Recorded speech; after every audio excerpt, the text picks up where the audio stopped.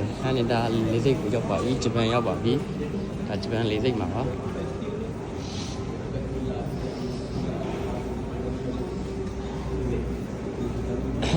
ဂျပန်လေးစိတ်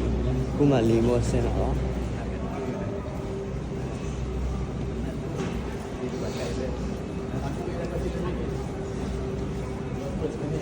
အခု immigration မဖြတ်သေး immigration ကိုဖြတ်မယ်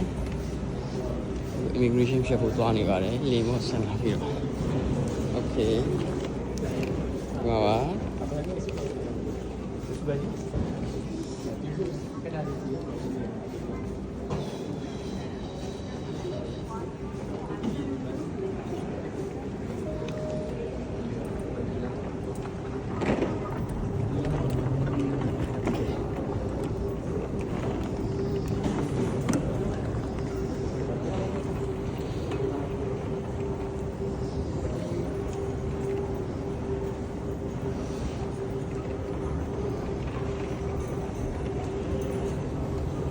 ဂျပန်တော့ရောက်ပါပြီဒီနေ့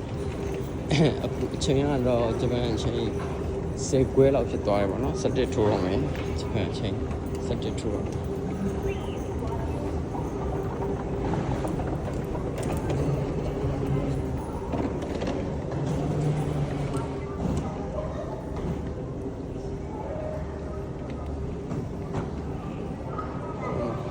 ဂျပန် airline